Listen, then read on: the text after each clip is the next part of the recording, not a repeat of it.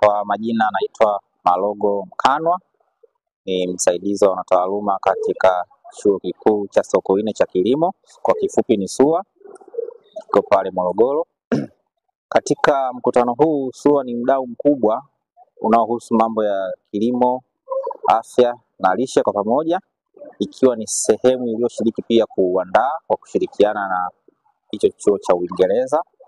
Na hii ni mara ya 10 mkutano huu unafanyika, lakini ni kwa mara ya kwanza unafanyika katika nchi yetu ya Tanzania.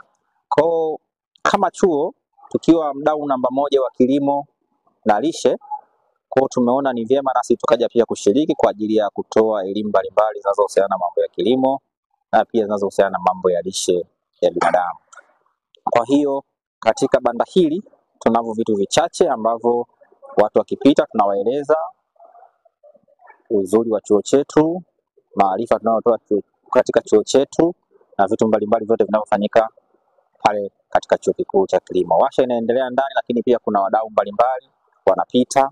Pia kuna watu wazazi wanapita, tunawaelekeza program zinazopatikana chuo chetu ambazo zinamfaa kwa ajili ya kumleta mwanae, au pia wanafunzi vile vile wanapita, tunawaeleza kozi mbalimbali ambazo zinapatikana katika Chuo Kikuu cha SUA.